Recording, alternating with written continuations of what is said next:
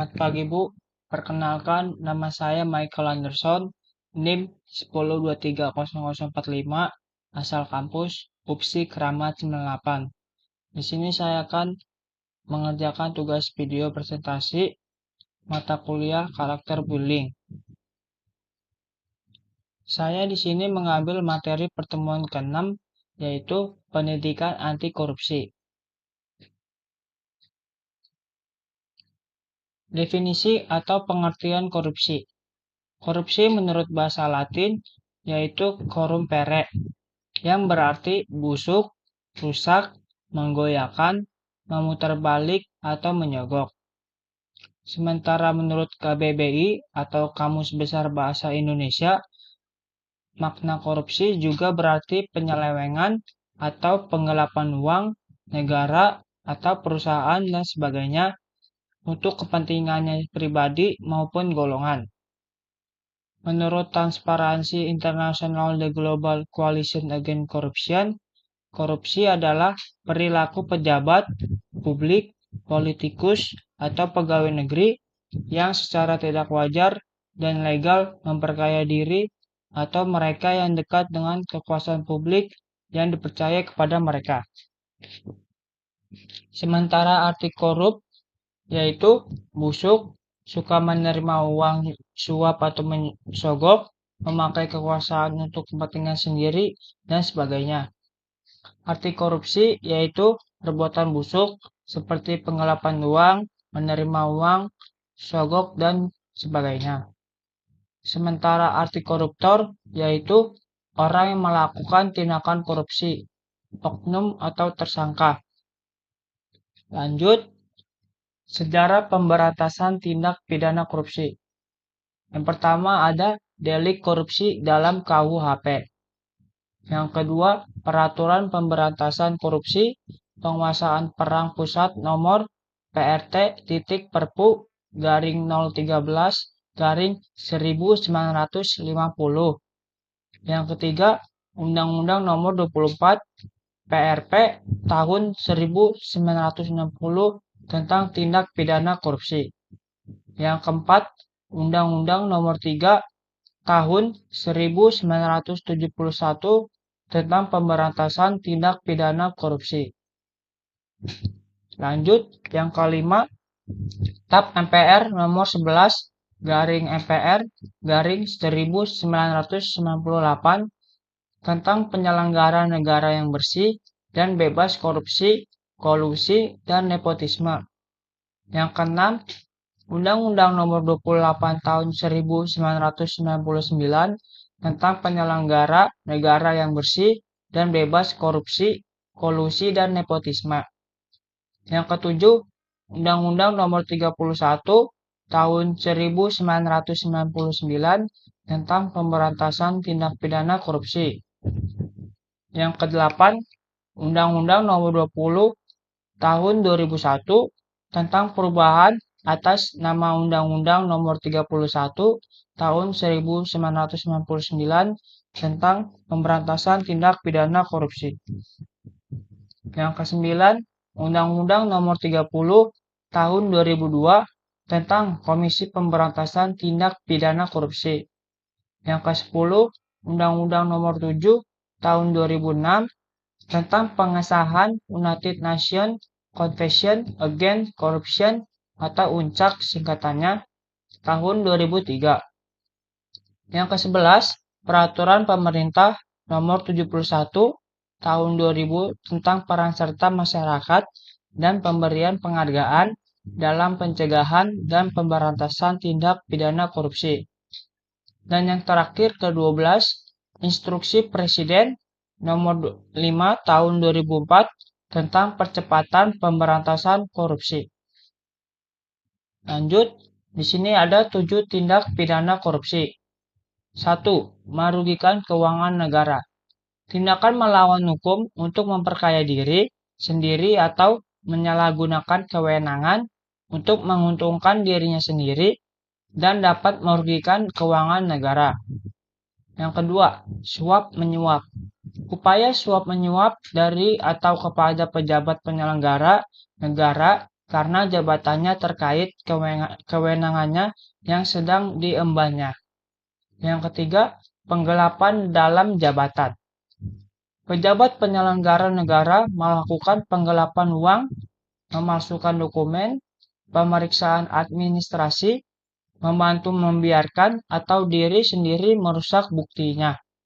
Yang keempat, pemerasan.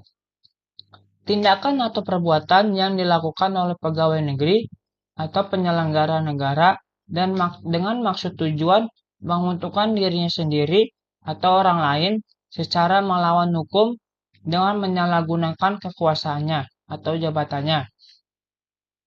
Lanjut, yang kelima, perbuatan curang.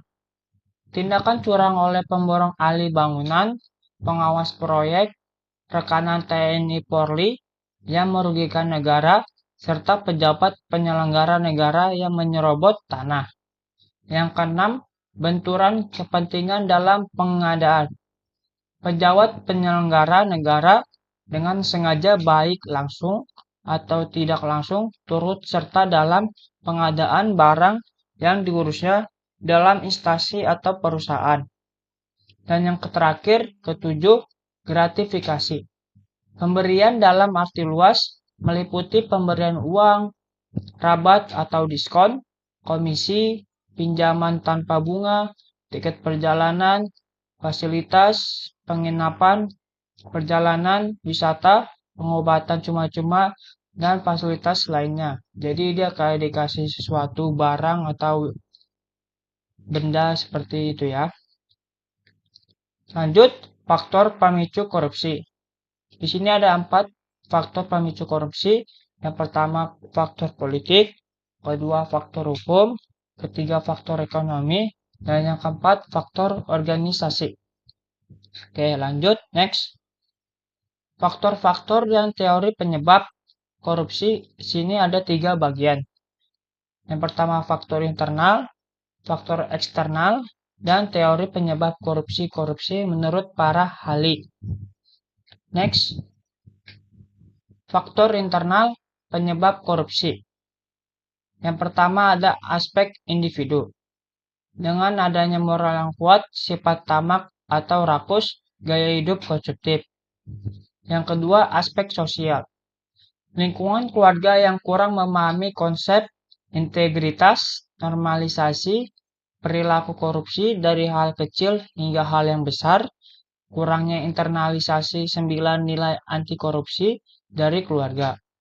Yang terakhir atau ketiga, aspek dalam segala hal. Rendahnya gaji pegawai negeri, sipil, aparatur negara, rendahnya integritas dan profesionalisme, lemahnya keimanan, kejujuran, rasa malu, moral dan etika, dan kondisi lingkungan kerja, tugas jabatan, lingkungan dan masyarakat. Lanjut, faktor eksternal penyebab korupsi. Yang satu, ada aspek sikap masyarakat terhadap korupsi. Masyarakat kurang memahami korban utama korupsi adalah masyarakatnya itu sendiri. Kedua, tidak memahami bentuk-bentuk korupsi dalam kehidupannya sehari-hari. Ketiga, kurangnya pemahaman pentingnya konsep anti korupsi dan berintegritas. Yang kedua, ada aspek ekonomi. Pendapatan tidak mencukupi kebutuhan sehari-hari, jadi kayak gajinya kurang dan tunjangan atau asuransi atau BPJS dan sebagainya. Yang ketiga, aspek organisasi. Satu, kurangnya adanya sikap keteladanan pemimpinan. Dua, kultur organisasi yang kurang menerapkan nilai-nilai integritas. Ketiga, lemahnya sistem pengendalian manajemen. Keempat, lemahnya pengawasan atau akuntabilitas dan transparansi. Yang terakhir, keempat, yaitu aspek politis. Kepentingan dalam meraih dan atau mempertahankan kekuasaannya. Lanjut, di sini ada teori penyebab korupsi menurut ahli Freud Triangle. Yang pertama ada opportunity, yaitu peluang. Kedua, rationalism atau rasional. Yang terakhir yaitu atau yang ketiga pressure, tekanan. Lanjut. Di sini teori penyebab korupsi menurut ahli Jack Bologna, yaitu God. G-nya itu sendiri greed, yang berarti dia serakah atau maruk. O, opportunity, peluang, adanya kesempatan untuk melakukan tindak kejahatan. Yang N itu need, kebutuhan. Jadi oknum atau tersangka ini dia sangat butuh uang ataupun yang lain-lain yang menguntungkan dirinya sendiri. Dan yang terakhir yaitu exposure, paparan. Lanjut. Nah, di sini ada lembaga yang berperan dalam pencegahan dan penanggulangan korupsi. Yang pertama ini ada Polri, Kepolisian Republik Indonesia. Kedua ini ada Kejaksaan. Ketiga KPK atau Komisi Pemberantasan Korupsi. Keempat Mahkamah Agung. Dan masih banyak lagi yang lainnya. Lanjut. Peran pemerintah dan masyarakat dalam membasmi korupsi. 1. Memperketat regulasi dan undang-undang anti korupsi. 2. Membentuk lembaga anti korupsi. 3. Peningkatan transparansi. 4. Mendorong pelaporan pelanggaran. Kelima, meningkatkan pendidikan dan kesadaran anti korupsi. Keenam, memperkuat sistem peradilan. Ketujuh, pengawasan publik. Kedelapan, pengakuan hukum yang tegas. Kesembilan, kolaborasi internasional. Kesepuluh, mengembangkan teknologi. 11, pencegahan sosial dan pemberdayaan masyarakat. Ke-12, kerjasama antar hubungan internasional. Oke, lanjut. Next. Nah, sini salah satu contoh pelaku koruptor. Saya sini mengambil contohnya yaitu Dr. Haji Syahrul Yassin Limpo. Beliau sebagai Menteri Pertanian yang sekaligus politikus Partai Nasdem. Dia terjerat kasus korupsi, pemerasan dalam jabatan, melakukan gratifikasi, serta pencucian uang di lingkungan Kementerian Pertanian. Oke, lanjut. Next. Oke, terakhir. Kesimpulan. Tindak pidana korupsi di Indonesia semakin banyak terjadi dan memberi dampak bagi masyarakat. Kita sebagai rakyat harus menanggung akibat dari tindak pidana korupsi. Kemiskinan koruptor dianggap sebagai terobosan baru dalam penindak kasus tindak pidana korupsi. Diperlukan adanya perumusan saksi pidana yang dapat mengembalikan kerugian negara secara efektif yang disebabkan oleh dampak tindak pidana korupsi.